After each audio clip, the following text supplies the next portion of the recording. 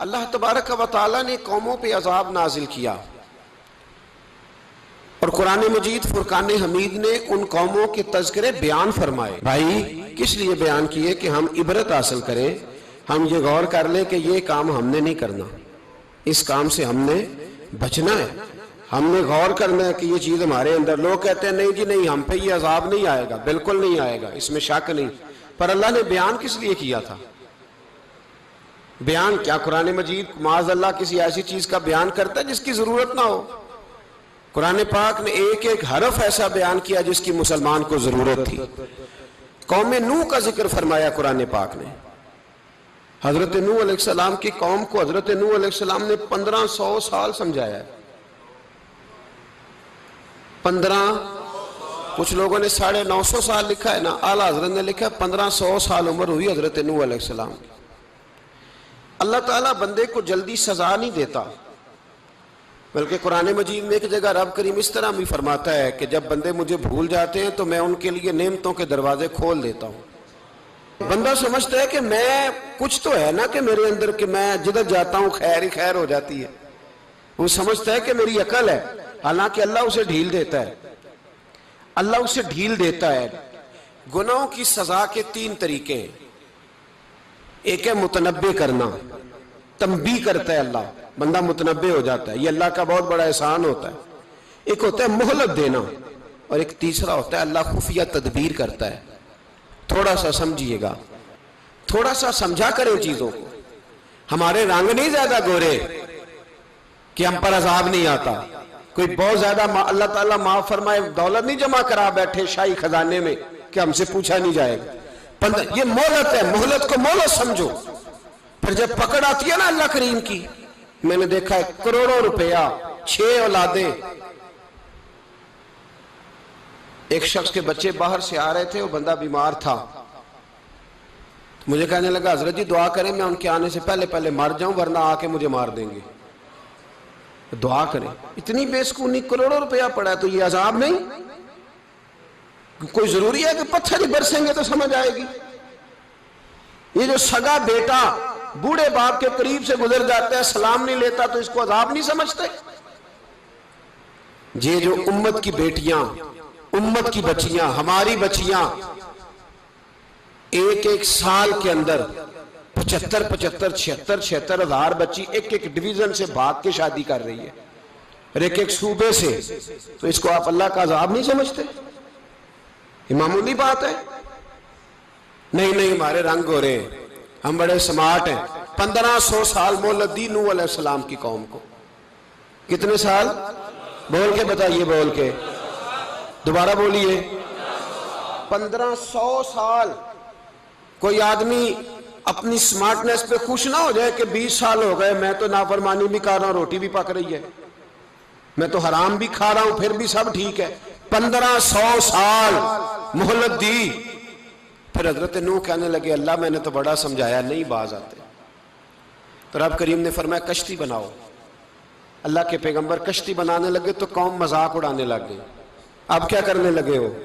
اب کشتی بنانے لگے ہو، خیر تو ہے، قوم مذاق اڑا رہی ہے۔ حضرت نوح علیہ السلام کا آپ نے کشتی بنائی، پانی کہاں سے نکلا؟ نہ بارشیں ہوئی نہ سیلاب آئے، ایک تندور تھا اس کے اندر سے پانی نکلنا شروع ہو گیا۔ کبھی تندور سے بھی پانی نکلا ہے، پر جب نکالنے والا چاہتا ہے تو وہاں سے بھی ایک تندور سے پانی نکلا۔ اتنا نکلا، اتنا نکلا، اتنا نکلا کہ قوم ساری ڈوب گئی۔ قرآن مجید کے صفحات شہادت دیں گے کہ حضرت نوح کی قوم کا بچہ بہ گیا، بچے صرف وہ تھے جو حضرت نوح کے ساتھ ہو گئے، تباہ ہو گئی۔ اللہ بے نیاز ہے، بے نیاز۔ 1500 سال مہلت ملے اور تو پھر بھی کہے رب بڑا کریم ہے معاف کر دے گا۔ 1500 سال تجھے گنجائش دے اور تو کہے کوئی نہیں، بات معافی ملنی چاہیے ابھی بھی۔ جناب شعیب علیہ السلام کی قوم ناپ تول میں کمی کرتی تھی تو اللہ تبارک و تعالیٰ نے ان پر بتا عذاب کس طرح کا بھیجا، شدید گرمی ہوئی۔ اللہ ہمیں محفوظ فرمائے، سارے آمین کہہ دیا۔ دیکھیں کتنا اچھا موسم کر دیا رب کریم، اللہ ہمیں محفوظ فرمائے، اللہ رحمت فرمائے۔ شدید گرمی کی لہر آئی، باہر اتنی گرمی ہوئی کہ لوگ اپنے گھروں میں گھس گئے. جس طرح سورج کی شعائیں گھروں کے اندر داخل ہو جاتی ہے اس طرح گرمی کی لہر اندر داخل ہوئی.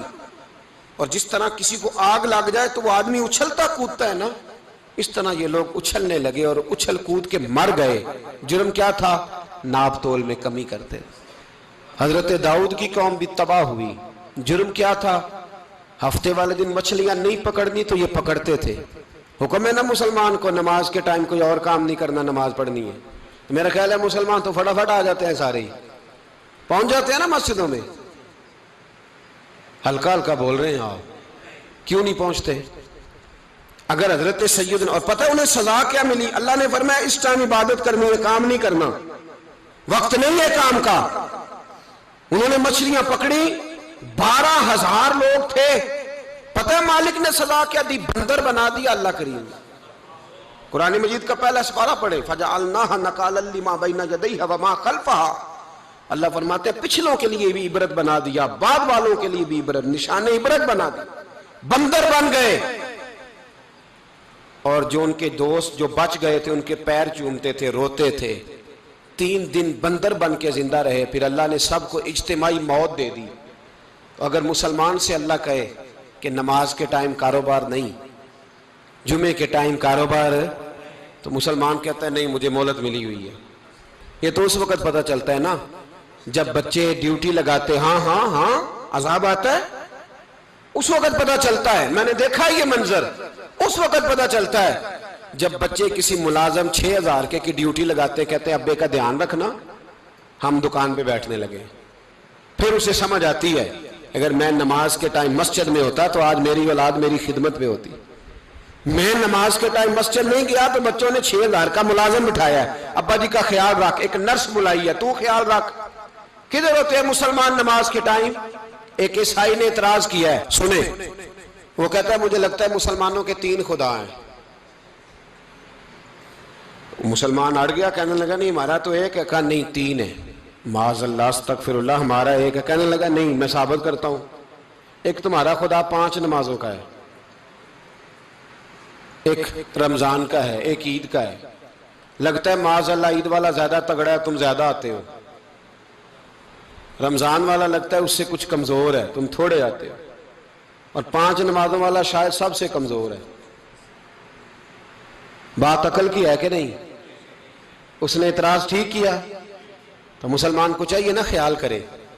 ایک یہودی نے لکھا تھا, اس نے کہا تھا جس دن مسلمانوں کی تعداد فجر کی نماز میں اتنی ہو گئی جس دن جتنی جمعے میں ہوتی ہے, اس دن نہ کوئی یہودی سازش کرے گا نہ کوئی عیسائی تلوار نکالے گا. شرط یہ ہے کہ یہ اسی طرح فجر پڑھنے آئیں جس طرح جمعہ پڑھنے آتے ہیں. تو پھر کوئی شخص بھی ان کو کسی جگہ شکست دے سکتا تو ہمارے گناہ ہمیں پریشان کرتے ہیں. یہ جتنی آزمائشیں ہیں ان کے پس منظر میں گناہ ہیں. ہماری زندگی کے اندر جتنی تکلیفیں, ہماری پریشانیوں کا سبب ہم خود ہیں.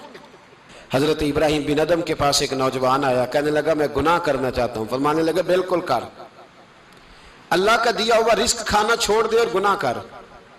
کہنے لگا یہ نہیں ہو سکتا. فرمانے لگے چل پھر اس طرح کر, رب کی زمین پہ نہ رہ, کسی اور کی زمین پہ چلا جا. کہنے لگا یہ بھی نہیں ہو سکتا. فرمانے لگے چل اللہ کی چھت سے نکل جا. کہنے لگا یہ بھی نہیں ہو سکتا. تو آپ رو پڑے. فرمانے لگے پھر جناب اسرائیل جب آئیں تو ان سے کہنا مجھے 2-3 سال کی مہلت دے دے, پچھلی میری گناہوں میں گزر گئی, میں ذرا 3 سال عبادت کر لوں. تو وہ شخص بھی رونے لگا, کہنے لگا حضور وہ مہلت نہیں دیتے, وہ جب لینے آتے ہیں تو پھر لے کے اللہ تعالیٰ نے جب انسان بنانا چاہا نا تو جناب جبریل کو کہا مٹی لے کے آ زمین سے. حضرت جبریل نے مٹی پہ ہاتھ ڈالا تو باقی کی مٹی رونے لگ گئی, اسے جدا نہ کر.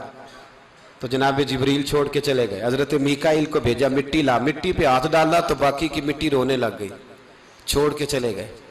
جناب اسرائیل کو بھیجا, مٹی پہ ہاتھ ڈالا تو باقی کی رونے لگ گئی, چھوڑ کے نہ جاؤ. تو حضرت اسرائیل فرمانے لگے تیرا رونا دیکھو کہ رب کا حکم دیکھو. وہ لے گئے, جب پیش کی تو رب کریم نے فرمایا اسرائیل جان نکالنے کی ڈیوٹی بھی تیری, تو مٹی کو لے آنا, باقی مٹی روتی بھی رہے تو روتی رہے.